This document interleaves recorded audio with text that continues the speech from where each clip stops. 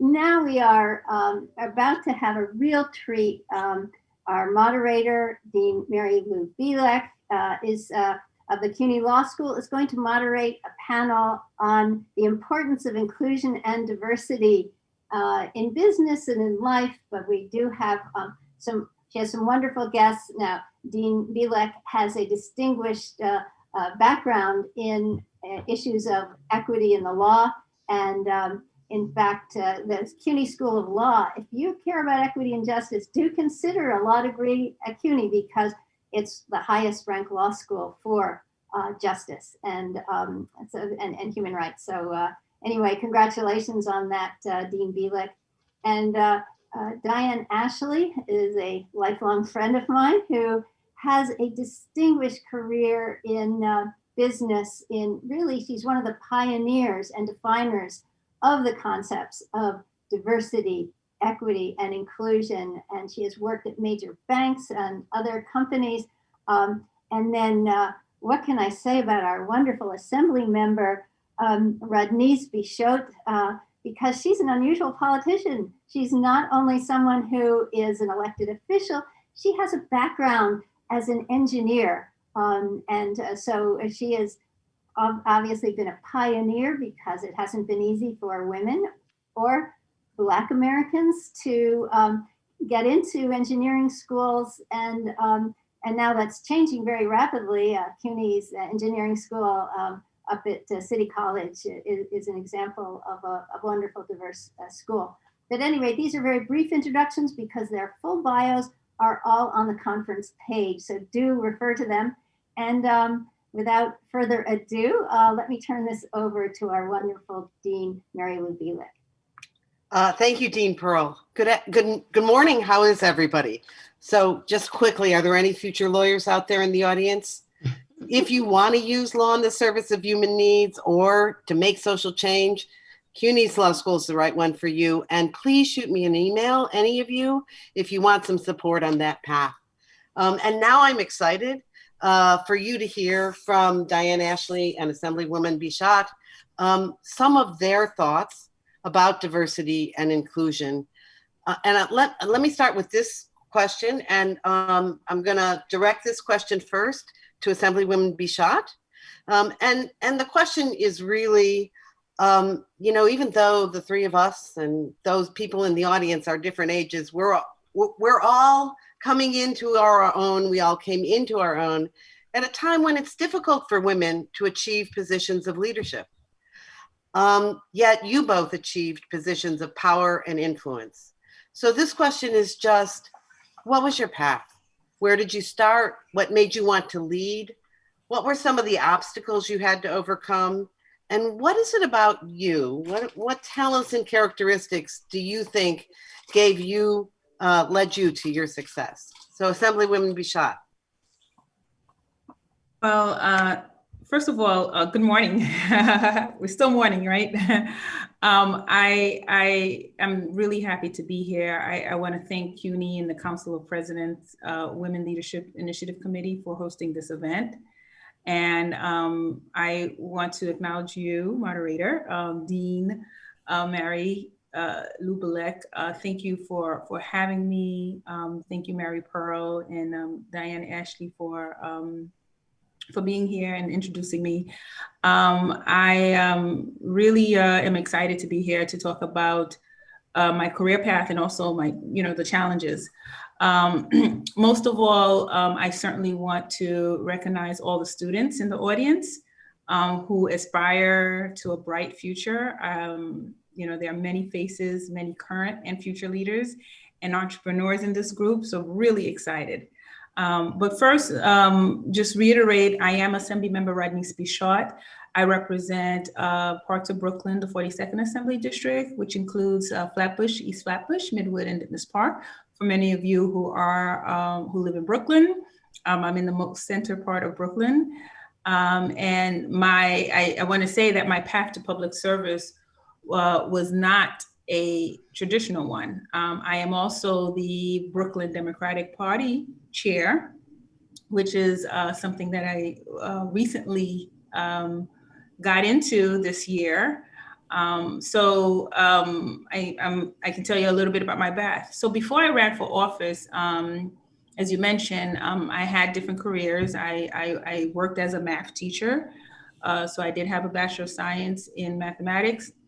I also worked as an electrical engineer in the telecom industry, where I did some time in Asia Pacific, in particular China and Japan.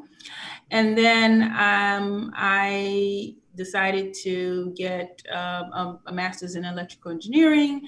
And then I wanted to go into management. I got my MBA, and then decided to come back to New York from Chicago to work as an investment banker on Wall Street.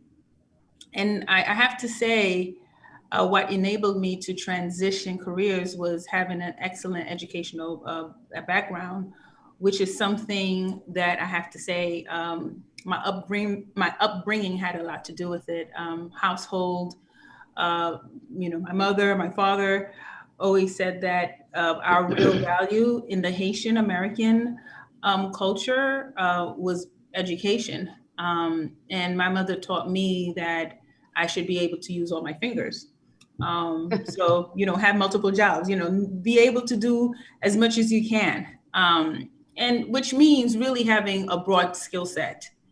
And in my case, I found that I was able to use my degrees to peruse different professions until I found my true calling, which was to go into government. And I have to say that each of the jobs that I had along the way gave me that experience to take me to the next level, which is why I can apply a lot of the things that I do in terms of fighting for social justice, for women's equity, economics, housing, health. All of that relates to my very personal experience. I must say, Dean, that I am also pursuing another degree. Okay, unfortunately, it's not with CUNY. I'm sorry, but I am pursuing a legal degree. I am in law school, and this is something that I decided to do because I feel that that's something that would continue to help me grow in the position that I'm in. So all of this, my financial background was beneficial for me because I was able to know how to negotiate and leverage. My marketing skills was beneficial even when I was running. I was able to know how to target my different neighborhoods and work with a widespread of different groups from all walks, from all over. Communication was huge. Working with different ethnic groups and different countries in understanding different business protocols was very, very valuable to me because we all live side by side together in a very multifaceted environment. And so I just felt that that was very, very important. And so my first exposure to just even campaigning and running for office started in 2004, and a lot of people may not know. And I was helping then someone who was running for senator, who became the president of the United States, which was Senator Barack Obama. This is when I just started being a little bit more active in terms of getting people out to vote, knocking on doors and so forth. And that experience, I took that from Chicago, brought it back to my own neighborhoods where I saw there was a need. And given that I'm Haitian American, at the time of 2010, there was this devastating earthquake that no one could ever forget. And the neighborhood was in need for someone to be their voice as it relate to a lot of their families who were dying and just needed resources. And so when I went to Haiti to help out and came back, I decided, I'm from here. I know the people here. It's a very diverse neighborhood. I should just run. And I ran for a low level, but I ran for a non-paid position called district leader, which really put me on a platform and prepare me to run for government. Now, while I was doing that, I was working on Wall Street, in and out. It was very difficult, and I was able to see where my true passion. Although I worked in the financial services, I was making money. I just felt that money wasn't everything for me. And I felt that really the public interest was where my heart lied. And as a result, I ran for the assembly in 2014, being the first Haitian American woman elected from New York City in the state assembly. And then again, things had elevated where I am now the first woman, Brooklyn Democratic chair, first Black woman to be the Democratic Party chair of all of New York City. And I have to say it's a challenging role. It's a challenging role because we are faced with not only a health crisis, but an amendment, a constitutional crisis. Getting people out to vote and getting people out to understand the issues that are at stake and making sure that their rights are not compromised. I've had in my tenure as an assemblywoman, my goal has been continuously to help the neighborhood, help our community, help our state be a better state, helping one another succeed, helping women succeed, speaking out against racism and sexism, and having to work probably 10 times harder than the average person because I am a woman, because I am Black, and because I will always get challenged no matter how many degrees I have, no matter how many people I helped in get to where they are in terms of politics or career. We just need to lift up one another and can't do it alone. So in a nutshell, certainly I faced challenges because, you know, as a woman, people will always test. They will always test women, no matter what.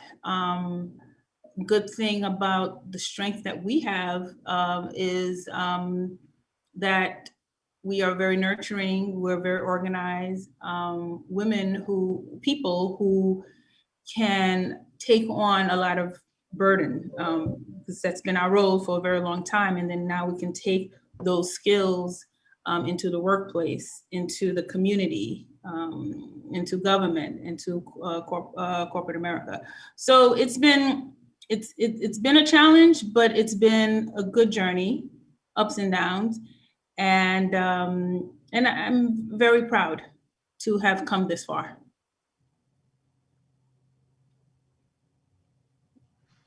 Assemblywoman Bashat, you have a right to be proud. You've met all those challenges. We're glad you used all your fingers. And I'm loving that I have that new expression. So thank you. So Diane, your path, how did you get here? And what were some of the challenges? And what do you think it is about you that led you to meet those challenges and end up as successful and influential as you are? Well, listen, thank you so much, Mary Lou, and also thanks to Dean Mary Pearl and the CUNY population. Good afternoon, and Rodneyce, nice to meet you as well. You know, it's interesting because I'm coming to this table now after having worked in the field of talent recruitment, diversity and inclusion. And, you know, I would say I'm the poster child for working in different industries and that it can work. I've worked in the not-for-profit world, I've worked in the for-profit world, and I've worked in the government/regulatory world. So, you know, I would say certainly though that it didn't start out there. So just as Rodneyce said, you grow up, you know, I had parents who were very interested in education. I'm first generation college in my family. I'm the oldest of four. And, you know, you asked a question, Mary Lou, to say, when did you start? Then I went back and I started thinking about it. When did I start? I started in second grade. And the reason I say that is because, and Rodneyce, you can appreciate this. My parents sent me to a private school, was a little girl, and I found it that I do very well in languages. And I started French in the second grade. And because I do well in languages, I ended up subsequently taking Spanish, German, and Latin. And that whole desire in second grade formulated my career decision, my first career decision, which was in third grade, where I told everyone who would listen that, you know, when I grow up, I want to be a diplomat and working in the US Foreign Service. So a lot of people look at me, it's like, what? But, you know, that's what I really wanted to do. So that became my guiding principle that took me, you know, deciding where I wanted to go to college. I applied to 3 universities. I got into all 3. I ended up going to Yale University as one of the early co-ed classes when they were accepting women. And I was a French major. So, you know, I actually did that, and I did the other languages. And because, again, I had wanted to work in the US Foreign Service, I said, well, no one in my family's ever lived abroad. So I said, if I'm going to do this, I got to live abroad. So I signed up for junior year abroad. And listen, for any of you who are undergrads, I would certainly encourage you to think about doing that. It will change your worldview, which it did for me, give you a global perspective. And I came back, and I will say to this day, one of the things that I had as a takeaway is I have a very acute understanding and sensitivity for those of you who come from other countries where English is not your first language and having to work in this country from a business perspective, because I had to do that going over there from an academic perspective, working at the Sorbonne. So I come back, and it's all cool, except that how can you have a bad time? Let me tell you, how can you have a bad time living in Paris when you're 19 years old? Really? I mean, I had no money, but it was great. So I get back, and so I kind of realized, though, something that came to my mind as it was a realization, and you know, I'm saying this to all of you who are watching. Pay attention in terms of setting up your dream. We'll get to that question in a second, but at the end of the day, I realized that what I had wanted to do since second grade was live abroad and be in the US Foreign Service. What I came to the realization coming home was I didn't want to live abroad. That became an issue because all of the eggs I had in that basket, every single one of them broke. I had no backup plan. And so what I had to do is I had to kind of work through a whole lot of disappointment and depression. And I had to also to realize when I was going to college is I did not have a lot of women who looked like me, or a lot of women for that matter, in corporate America to help in terms of guidance, in terms of mentoring and sponsorship. So you do a whole lot of stuff by trial and error. And frankly, that's how I ended up in business, because I needed to get a job. My parents had 3 more children behind me. They said, we'll pay for your undergrad, but everything else is on you. So that's how I ended up in the business world. And, you know, I went from there to a series of positions that got me into human resources. I went back, Rosnice, I went back to BU evenings and got my master's degree in human resource education. That led to my next career, which was out of the retail, which is where I started. Then I went to human resources, and I ended up learning how to be a trainer and a manager. That gave me some line experience. But I went from there to working in the field of executive search. So my point is that, you know what, each one of these roles actually, as I look at it in retrospect, built upon the other. And what that ended up doing is the whole world of executive search consulting, it really trains you to be very intentional about understanding who are candidates that would work in different companies. And one of the things you'll find out as you interview with organizations that each company has a unique culture. And so as you go into these companies and you start to interview, you'll find that out. And that led me to come to another crossroads, which Mary Lou, you could appreciate. And I realized that, you know, I need to get some more education. So I'm going to give you a pitch, Mary Lou, because I said I can either get a JD, go to law school, or I can get an MBA. And I decided to go to law school. So I went to law school working full time. It took me 4.5 years going year round. I did not see a movie for 4 years. But that allowed me to be able to, you know, educate myself. And it's a career background and a degree, which you really, as you said, Rodnice, you don't necessarily have to use to practice, because I didn't want to practice law. I wanted to use it to learn how government works, how politics works, how this country works, which is based on the legal system. And it took me into another field, which I am now in, and which I left in 2019, but I have actually just left out of 12 years of serving as the first Chief Diversity Officer for the Federal Reserve Bank of New York. And that's what I did to build their Office of Diversity and Inclusion.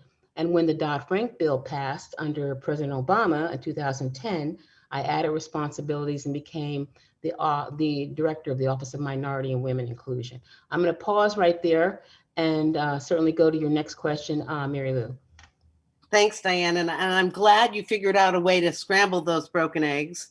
You certainly found lots of jobs worth your talents since then. And I'm noticing kind of a theme that, you know, it takes a little courage and a lot of moxie, adaptability and resourcefulness, and being a lifelong learner. Like that is a thread through both of your paths. It's so inspiring.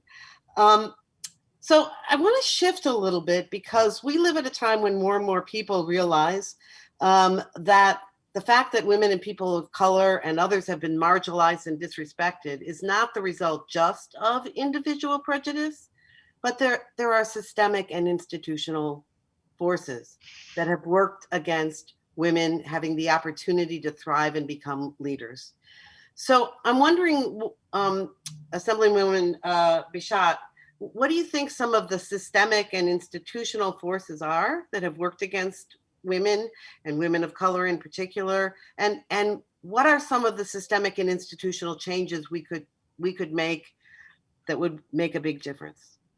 Okay, thank you. I want to say that the biggest threat to women are the stereotypes that's been perpetuated for generations and generations. The glass ceiling keeps women from being promoted in positions where they work and are most deserving. I know that for a fact, working on Wall Street. I mean, it was very difficult to even be considered for promotion, and forget about thinking about having a family. That had to be planned outside of the whole promotion period. So, and we see this in politics as well. At the grassroots levels, we see a number of women in the entry-level political positions, like district leader, which have both a female and male, or county committee. But as you look up to the totem pole, you'll see fewer and fewer of us in the high-ranking paid positions. In the state assembly, women make up just about 33% of the seats, and in Congress, that figure is even more stark, with women comprising just over about 20% of the seats, despite making up over 50% of the total population. That has been an issue. Another force that works against us is the childcare crisis. Women unfairly bear the large majority of the childcare responsibilities, and we typically perform tons of unpaid labor at time. We saw this problem intensify as a result of the COVID-19 pandemic, where women have already lost a disproportionate number of jobs. And that is partly because women make up more of the lower income service and retail jobs that vanished first. While women accounted for 47% of the US labor force, they accounted for about 54% of initial coronavirus related job losses. And this is according to McKinsey & Co. It also says that 1 in 5 working mothers say they are thinking about dropping out of the workforce temporarily, compared to only 11% of fathers. And about 865,000 women left the job market in September alone, compared to 216,000 men. There is also significant pay gap across genders. White women earn 79 cents on the dollar compared to white men, and Black women earn only about 62 cents on the dollar, and that is 38% less than white men and 21% less than white men. And this is unacceptable. So you're dealing with like the dynamic of being a woman, and you're dealing with an additional dynamic of being a woman of color. But there's certainly hope for progress. Some of the systematic and institutional changes that are key in effectuating changes are things like offering paid parental leave, expanding affordable childcare options, and implementing minority women business enterprise spending thresholds. So I know, Diane, you mentioned that you worked in that field of minority women economics. In Albany, I've been fighting for these policies. I have served as the chair of the Minority and Women Business Enterprise subcommittee for the Assembly, where we, under my leadership, we were able to provide and expand the Minority and Women Business Enterprise Economic Program, the Article 15A, and it did a number of things. It allowed women and minority to bid on government contracts up to $500,000 without having to go to a competitive bid. Typically, when they do go through a competitive bid against, let's say, a white male business, they would typically not get the contract because they don't have the resources. And so, this is a program that allows many women and minorities who have their businesses to kind of get in and get their first start. So I'm going to break in here and say, I'm glad you've got a chance to talk a little bit about your leadership on minority and women-owned businesses, because you have been a strong leader in the state and it's made a huge difference. And when they gave us our slot, they obviously didn't imagine, they weren't thinking about all that you each would have to say. But I want to give Diane a shot at answering that question before we roll off. So Mary Lou, can you repeat the question? Sure. Basically, what are the systemic and institutional changes that worked against women or that you think would make a difference? Or if you want, Diane, what advice do you have for this room full of talented, motivated future leaders? I can answer both quickly. I mean, one thing you learn working in corporate America is how to talk quickly. You know that, Rosny. You've been down it. You went in Wall Street? Yeah. Okay. So to answer the first question in terms of like, what are some of the things that got in the way? Obviously, racism and sexism get in the way. But I would say one other thing I think that got in the way for me was myself. And why do I say that? I say that because you also, too, have to remember that you prepare yourself, become excellent at what you are called and you are paid to do. But you also should remain confident. And, there's a whole permeated subculture, particularly in Wall Street, where, it's been so male dominated and frankly, so in-house dominated with family members and nepotism that you may want to sometimes feel as if you're not as important. And I'm saying to all of you who are women that are out there, your voice is as important as everybody sitting around that table. So never let anybody put you in a scenario where you feel as if you are less than, because you are not. So I will say that that is something that I struggled with early on in my career, because I listened to some of that. And again, one of the things I would say to all of you too is make sure that you get someone who is more senior in the organization to become your mentor, or someone that you can bounce off your feelings that can kind of give you some cultural advice in terms of what you need to do to move forward. That's one thing. The other thing I would say, and you asked me like, what advice would I give to these young women and women that are listening, whether you're young or not so young. There's a book that was written by Ellen Spraggins in 2008, and it's called What I Know Now, Letters to My Younger Self. And, those of you who read Oprah's magazine know Oprah picked that up in part of her monthly magazine.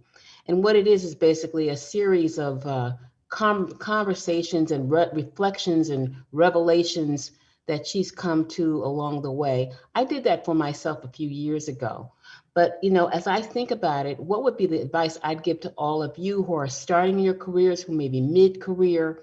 Number one, make a plan in terms of what you want to do, and then have a backup plan. You heard me say that all the eggs in my basket are broken. Well, I really thought that I was never going to be able to do what I was going to do, but make a plan for yourself. Two, get the education that you need. You've heard both of us talk about how we went back to school. I went back to school twice, or graduate school at night. You can't, then you can never have education taken away from you. So do that to arm yourself as much as you can being in the workplace. Three, mentor and find a networking group that you can belong to. I tell people all the time, join a group of people who don't look like you. Why? Because they bring a perspective that you may not have. And I think it's very, very important. Four, excellence in whatever you do, deliver whatever you've been asked to do, and then some, because then you distinguish yourself in the workplace. Finally, never give up on your dream. You heard me talk about how I wanted to be a diplomat when I was a little girl, and I didn't get to be a diplomat. But let me just tell you the postscript to that story. So 2008, I'm sitting in the New York Fed. If you remember, for those of you who are maybe a little bit younger, maybe your parents at that point, you saw the stock market going down 500 points a day. Nobody knew where our culture was going to go, where our economy was going to go. And I started thinking, I said, geez, I'm sitting here in the New York Fed, which is the central bank of the United States. And I said, I wanted to be, as a little girl, I wanted to be a diplomat. And as a chief diversity officer, I started thinking, what is my role? What is the responsibility in that role? That role is to help people learn to put people together from different backgrounds, different countries, different languages, different perspectives, who sometimes may even be opposing in terms of how they see the world, how they work together. And I said, it came to me like a whole revelation that, at the end of the day, you got your dream, but it may look a little different than what you had thought it was going to look like. And you didn't have to move abroad. So my point is, never give up on your dream, be willing to keep working on it, but realize that your dream may come forward, but it may look a little bit different. So you have to be willing to be resilient, you have to be flexible, and you have to be open to what's going to go next. So that's my advice to all of you. I wish all of you the best in terms of moving forward. Thank you, Diane. And I'm getting the hook on our panel. You heard it loud and clear, both through their life stories and indirectly. Like, be confident enough to have a dream, hang on to it, and have a backup plan in case the dream doesn't work. But it is use all your fingers. Exactly. I love that. Exactly. So my understanding is now it's time for a 30-minute lunch break. Those of you in the audience, be sure to come back for the next panel, which is the Art of Effective Networking, moderated by Dean Pearl, which it will start at 12:50. 12:55 sharp. And this afternoon, thank you so much. This was so involving, and that your stories are incredible. And I know everyone was listening and taking notes. I'm going to be sure to read that book, What I Know Now, Notes to My Younger Self. Gosh, for me at my age, I've got a long book of younger self. In the afternoon, I'm really excited. Not only really important tips on effective networking, tips on creating an optimal resume. Social impact. So many people think, I don't want to go into business because I want to help people. Well, that's not mutually exclusive, is it? So, and we have more resource videos coming up. So, and finally, if you have a great business idea, we've got experts who invest in startup companies, and they'll tell you how to do that. So a lot coming up. Have a great lunch, and I'll see you at 12:55. Thanks, everyone.